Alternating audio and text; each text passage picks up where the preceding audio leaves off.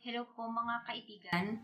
Um, Andito na naman po tayo sa aking YouTube channel. I'm Mel Punsalan, and sa araw na po ito, hindi po muna ako gagawa ng mga challenge or ng mga iba pang ginagawa ko na katulad ng pinopost ko. Kasi nga po is gusto ko po ngayong pagkakataon na ito, gusto ko pong sabihin sa inyo na maglaan tayo ng oras ng pray para sa taong babanggitin ko po sa inyo ngayon, dahil siya po ay hindi ko na rin po sasabihin ang pangalan niya kasi syempre para naman po maitago ko rin yung identity niya kasi talagang nahihirapan po siya, at actually lalaki po siya, and syempre pagdating po sa mga lalaki, syempre ayaw din maano rin sila, ayaw nila yung malalaman na weak sila or may nakakakita na umiiyak sila or ganyan. And maaaring isa po sila sa mga nakadikitan nyo na or nakausap nyo na sa loob ng mundong ginagalawan natin, na hindi natin alam na meron siyang pinagdadaanan. Usually tayo naman pong mga tao talaga is may mga problema at trials talaga tayong pinagdadaanan na talagang nahihirapan tayo. May mga pagkakataon na dumarating sa buhay natin na talagang bumabagsak tayo, na pati yung faith natin is bumababa, nawawala, sabi nga nung iba, diba? Pero sa pagkakataong ito, please guys, maglaan po tayo ng konting prayer sa kanya, dahil sa ngayon po is talagang hirap na hirap po siya, dahil parang sabi niya nga, parang hindi niya kaya, parang gusto niya nang mamatay, na nagtanong pa nga siya sa akin kung ano daw yung best way para mamatay, which is sabi ko wag, kasi may plano pa sa kanya si Lord. So siya po ay isang lalaki na OFW, pero mas pinili niyang umalis na lang at magtrabaho sa ibang bansa dahil nga dun sa nangyari sa kanya. Hindi niya kaya yung sakit na nararamdaman niya dahil dun sa inabot niyang pangyayari sa buhay niya. I mean, so meron po siyang girlfriend for 5 years, na sabi niya nga talagang minahal niya ng totoo, na kahit utusan siya is okay lang sa kanya kasi mahal naman niya yung tao. Syempre naman guys, di ba tayo kapag ka naman mahal natin yung tao talaga is okay lang sa atin na utusan tayo, or may sabihin sa atin, may ipakiusap sa atin yung taong mahal natin kasi mahal natin. Syempre gagawin natin kung ano yung makakapagpasaya dun sa taong yun, di ba guys? So siya, minahal niya yung babaeng ito ng 5 years na naging tapat daw siya, naging talagang parang yung babaeng ito ang naging sentro ng buhay niya, pero at the end, ipagpapalit lang pala siya at mabubuntis ng ibang lalaki. So, sabi niya pa nga, ate, pinagpalit ako sa may kotse. Siguro dahil motor lang ang meron ako, sabi niya. Pero sabi ko naman sa kanya, hindi naman porkit motor lang is magkakaganyan na. Dahil mayroon ka pa, malaki pa ang pagkakataon mo para umasenso sa buhay. Tapos sabi niya, nabuntis siya ng iba at ikakasal na siya. Ngayong ikakasal na siya, ako iniwan niyang sirang-sira.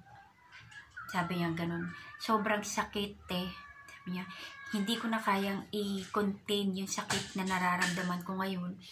Kaya mas minabuti ko na lang na umalis ng Pilipinas kasi ayaw ko na maging tuksuhan ako dito sa amin. Kaya mas ginusto kong umalis ng Pilipinas. Kaso nga daw po is nag-lockdown naman pagdating niya doon. Umalis daw siya dito ng January 10, 2020. Pero nag-lockdown naman kaya wala siyang trabaho and wala siyang income doon.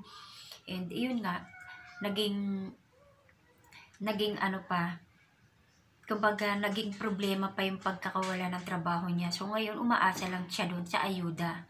Katulad nga daw kahapon, ah, pumila lang siya sa ayuda para meron siyang pangkain, ganun. So sa ngayon talagang hirap na hirap po siya guys, na sabi niya nga sana daw hindi na lang siya naging weak.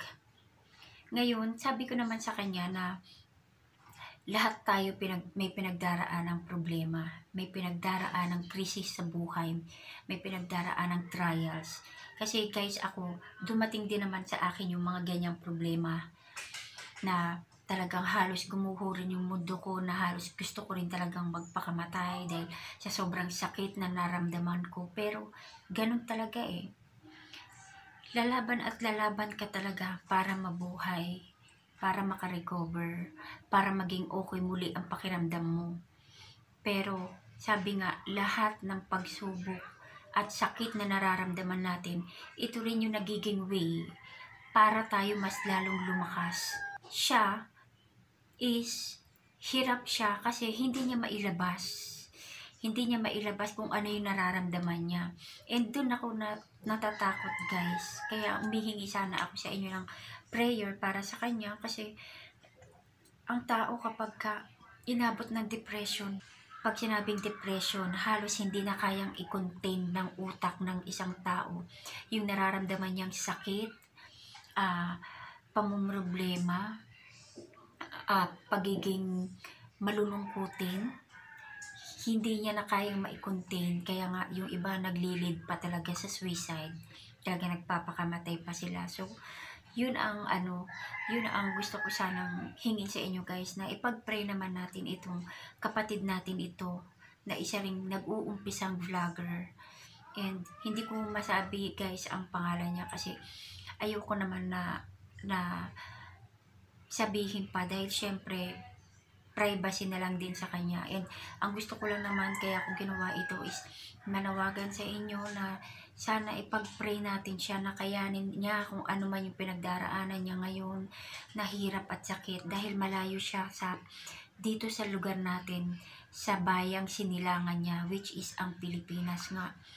So gusto kong i-share sa inyo na meron nga tayong isang kapatid na nakaka-experience ng ganito ngayon. Actually, baka hindi nga lang siya ang mga kasama natin dito sa mundo ng pagbablog na nakaka-experience ng ganyan. Pero at least, ngayon, meron tayong pagkakataon sa pamamagitan man lang ng prayers natin is magkaroon siya ng lakas ng loob na tibayan pa ang sarili niya, na natatagan niya na huwag siyang susuko. Dahil sinasabi niya sa akin, kasi sabi ko nga sa kanya guys, kung pwedeng tawagan ko siya para magkausap kami and mabigyan ko siya ng advice.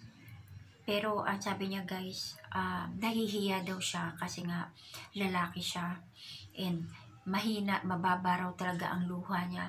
Talagang siya daw is emotional. Ina-admit naman niya talaga sa sarili niya na mahina siya.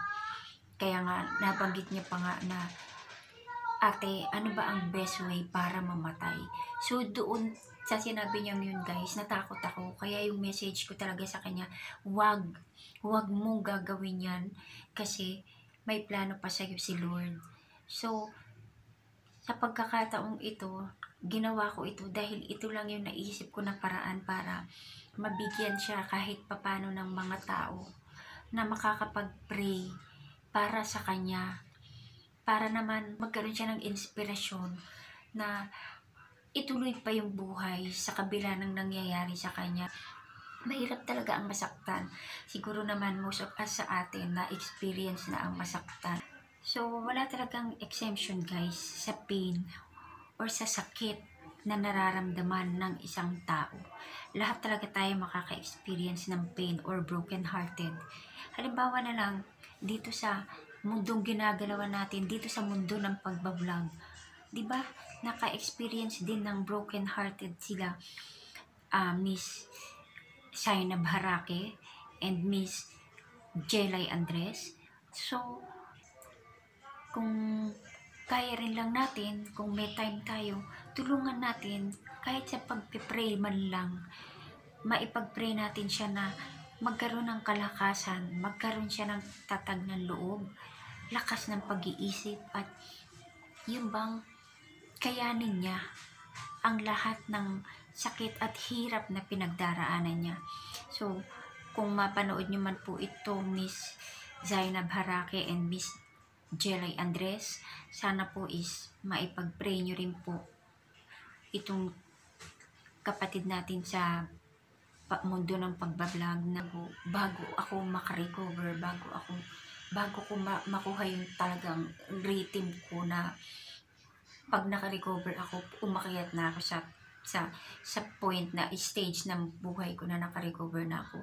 Doon ako nag-i-start na magtuloy-tuloy na. So, mahirap talaga. Hindi ko man sa inyo masabi kung sino siya, pero pwede ko naman sigurong i-screenshot yung mga conversation namin para at least alam nyo rin na may katotohanan yung sinasabi ko. Pero yun nga lang guys, i-delete ko yung pangalan niya at saka yung picture niya. Talaga yung conversation lang namin ang ipapakita ko sa inyo para at least malaman nyo na totoo yung sinasabi ko. And para maging aware din naman tayo na meron tayong isang kapatid sa mundong ito na nakaka-experience ng depression, na nawawala na ng pag-asa sa buhay, na nahihirapang bumangon. Hindi naman exemption ang isang tao sa pain, dahil tayo talagang nabubuhay tayo dito sa mundo na makaka-experience talaga tayo ng pain. Pero isa lang talaga ang panlaban: pray. Magdasal tayo sa Panginoon na malagpasan natin lahat ng mga pagsubok na pinagdaraanan natin, dahil yun lang naman, tanging Panginoon lang ang makakapagbigay sa atin ng solusyon, makakapagbigay ng lakas sa atin para ma-overcome natin yung sakit na nararamdaman natin. And naiintindihan ko naman siya guys, kasi actually pinagdaanan ko yun. Ako, umabot pa ako sa point na sumisigaw ako sa sakit. Kung ano-ano ang ginagawa ko, lahat na ginawa ko para makalimot. Pero mahirap talaga, lalo na kung sobra-sobra mong minahal yung taong yun. Diba?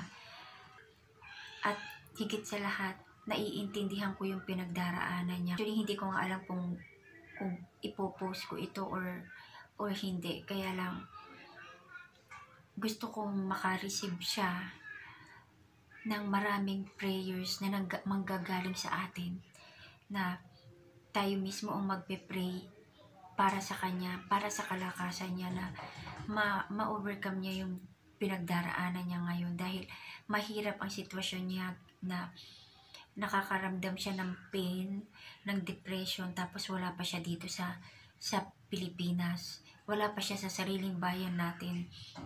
So wala talaga siyang makakapitan doon. Kasi ako guys, sa totoo lang, napaka-blessed ko, kasi every time na nagkakaroon ako ng ganyang problema, talagang si God may pinapadala siya talaga sa aking tao na nagiging way, na yung taong yun na nagiging stepping stone ko para makabangon uli ako sa hagdan ng paghihirap na pinagdaraanan ko. Sa twice na nangyari sa buhay ko na bumagsak ako, mayroong pinadadala sa akin si Lord na isang tao na, alam mo yun guys, hindi ako iniiwan sa sitwasyon ko na yun, na nitong huli pa nga umabot pa sa point na pinalipat siya ng ibang branch ng work niya. So yun, alam ko sa pamamagitan natin, maaring lumakas ang loob niya na labanan ang pinagdaraanan niya ngayon. Kaya nga sabi ko sa kanya, gusto kong ako naman din ang maging instrumento para malampasan niya yung problema, yung sakit na nararamdaman niya ngayon. Kasi may mga taong nakatulong sa akin, so gusto ko rin makatulong sa kanya. And tayo guys, makakatulong tayo sa kanya kung ipagpe-pray natin siya. Sa mga oras na to, di ko alam kung kung ano yung nararamdaman niya ngayon, kasi hindi pa kami nagkakausap ulit, hindi pa kami nagkaka-chat simula kaninang madaling araw, mga bandang 3:00 ng madaling araw. Sabi niya nga sa akin, napakahina niya raw. Gusto niya na lang daw maging manhid sa sakit na nararamdaman niya. Gusto niya na lang, yun nga, ang talagang ikinatakot ko na talagang medyo nag-ano ako is, yung magtanong siya sa akin na, ano daw ba yung best way para mamatay. Kasi, kapag ka ganun na ang naiisip mo, umaabot ka na sa point ng depression eh. And mahirap ang ma-depress. Napakahirap ang ma-depress dahil may stages pa yan. Kasi napakahirap ng depression, guys. Pag ang isang tao inabot ng depression at hindi na makalaya sa depression na nangyayari sa kanya, yun yung point na naiisip talaga nilang magpapakamatay na. Dahil hindi na kinakaya ng utak niya. Hindi na naa-absorb ng utak niya yung nangyayari sa kanya. Hindi niya na malabanan. So, ayokong umabot siya sa point na yun. Kaya, tulungan natin, guys. Ipag-pray natin siya. Huwag natin hayaan na meron tayong isang kapatid na nakakaramdam siya ng ganun. Kaya humihingi ako sa inyo ng tulong. Personal na po akong humihingi sa inyo ng tulong na simple lang naman, na sa ganong paraan, sa simpleng paraan na yun, is matulungan natin siya. Kasi, ang isang prayer, guys, napakalakas na sandata nito na maibibigay natin sa kanya, na marinig ni God ang ating mga prayer para sa kanya. Kung mapanood mo man ito, sa chat namin, yung name ko, pinalitan niya ng Broken Yet Healing. Puro, kaya yun ang nilagay niya na name ko doon sa chat, sa pag-chat namin. Kasi parehas kami ng pinagdaanan. So, yun lang, guys. Ipag-pray po natin siya, and huwag tayong mangingimi or magdadalawang isip na tumulong sa isang tao kung alam naman natin na kaya natin siyang tulungan. Kasi, guys, alam niyo po, nung pagdaanan ko yung pain na ganyan, pakiramdam ko sa sarili ko talaga, zombie na ako. Zombie. As in, zombie. Yun, ibig sabihin yung buhay ako, kumikilos, nagsasalita, nagagawa ko yung mga bagay na normal na ginagawa ng isang tao, like maglinis, maglaba, or magnegosyo. Pero alam mo yun, guys, sa puso mo, sa kaloob-looban mo, patay ka. So, yun ang pakiramdam, guys eh. Buhay ka na patay. Dahil parang para sa'yo, lahat ng ginagawa mo, walang kabuluhan. Walang saysay. Paano ko ba sasabihin yun? Naiiyak ako. Walang direksyon ng buhay mo. Ginagawa mo lang yung itong bagay na ito dahil alam mo kailangan mong gawin. Ginagawa mo lang na mabuhay dahil alam mo kailangan mong mabuhay. Pero yung saya dito, yung saya, yung joy na nawala sa puso mo dahil sa nangyari sa'yo, mawawala. And mahirap mabuhay ng ganon. Mahirap mabuhay ng ganon, guys, na kumikilos ka lang, humihinga ka, nagagawa mo yung mga bagay na nagagawa mo ng normal. Pero sa puso mo, walang saya. Wala kang mararamdaman na joy. Kasi nawala yun eh. Nawala yun simula nung nasaktan ka nung taong minahal mo na totoo. So, naintindihan ko siya. So, sabi ko sa kanya, willing ako willing ako na ako ang maging shock absorber mo kasi hindi mo naman ako kilala. Hindi rin kita kilala. Kahit araw-araw mo akong tawagan, kahit araw-araw mo akong i-message, gagawin ko, sasagutin ko lahat ng mga tanong mo.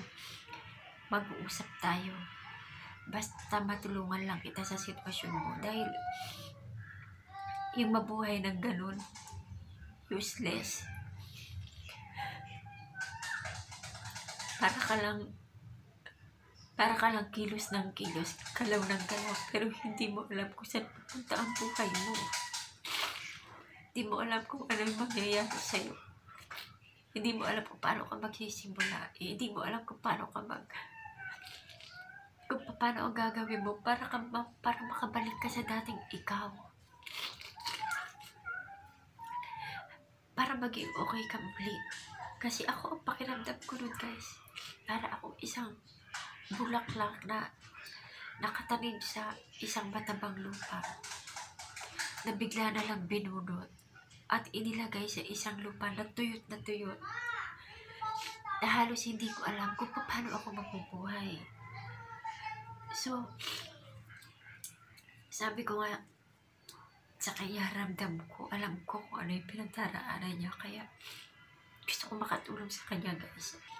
Mahigit na 1 year yung nangyari sa akin ngayon na yun, pero until now, masakit pa rin. Although, hindi ako nakaramdam ng galit sa taong yun.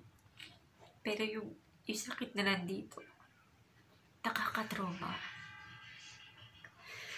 Nakakatrauma dahil ako talagang umiiyak ako, sumisigaw ako. Mabuti na lang, panahon ng tag-ulan yun, guys. Kaya yung iyak ko, isinasabay ko sa ulan. Pag kumulog at kumidlat, doon ko itinataon yung pagsigaw ko. Talagang sumisigaw ako sa sakit para lang ma-release ko yung nararamdaman kong sakit, yung nararamdaman kong hirap. So yun ang pakiramdam eh. Para kang zombie. Buhay, pero walang buhay. Buhay, pero patay to. Totally wala siyang pakiramdam. Sabi ko nga, ganun pala yun. Kapag masaya ka, hindi mo nararamdaman yung puso mo. Hindi mo siya nararamdaman. Kasi masaya ka lang eh. Ang nasa isip mo, masaya lang ako. Ang saya-saya. Yun lang. Pero once na nasaktan ka, totoo kang nasaktan dahil minahal mo yung taong yun ang binigay mo sa kanya yung buong buhay mo. Doon mo mararamdaman. Doon mo masasabing, may puso nga pala tayo. May puso nga pala tayo kasi mararamdaman mo sa puso mo yung sakit. Mararamdaman mo sa puso mo yung hirap. Kaya ako, naintindihan ko talaga siya. Actually, hindi ko alam kung ipopost ko ba ito o hindi. Kaya lang hindi ko alam kung paano ko siya matutulungan para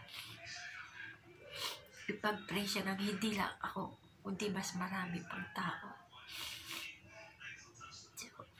So yun guys, pasensya na kayo kasi naiyak na ako kasi talagang mahirap yung pinagdaraanan niya ngayon, and na-experience ko rin yun. So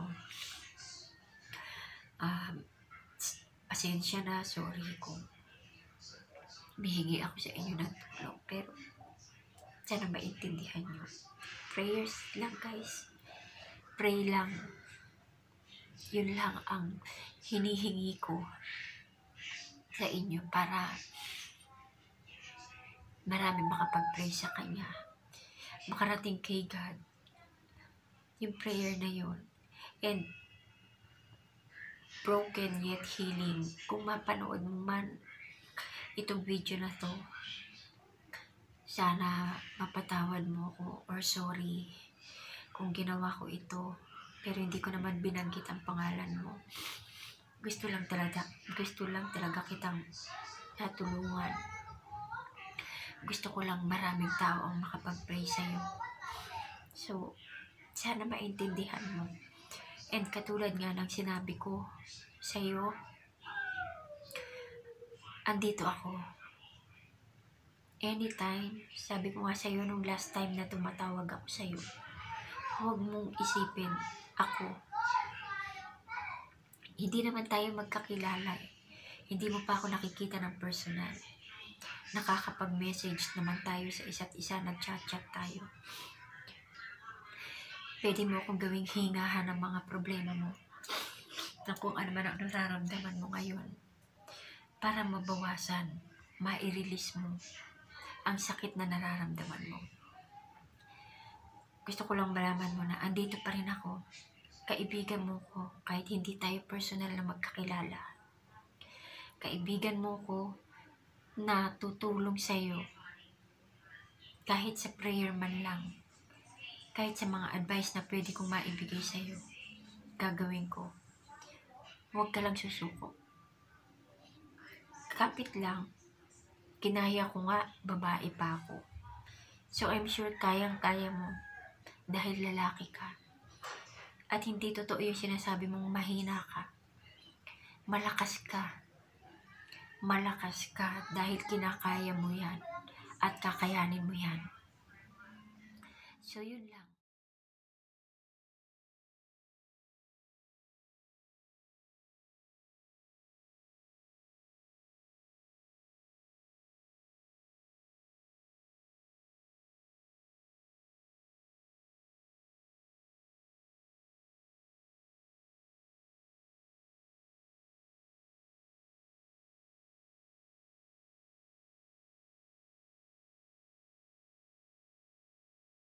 Guys, gusto ko lang din pong sabihin na kung kailangan nyo po ng advice or prayer, pwede po kayong mag-message sa akin. Para po sa lahat, hindi lang po para kay Broken Yet Healing yung ginagawa ko ngayon. And gusto ko rin pong sabihin na andito po ako. Pwede po akong maging tagapakinig nyo, tagapayo. Kung meron po kayong gustong sabihin, handa po akong makinig. And willing po akong magbigay ng advice kung okay lang din po sa inyo. And salamat po. Salamat dahil alam ko na ngayon ay marami na ang taong makakapag-pray para kay Broken Yet Healing. And kung nagustuhan niyo po itong video ko, huwag niyo pong kakalimutan na mag-like, share, and subscribe po. And pakiclick na rin po yung notification bell para ma-update po kayo lagi sa aking mga video. Thank you po.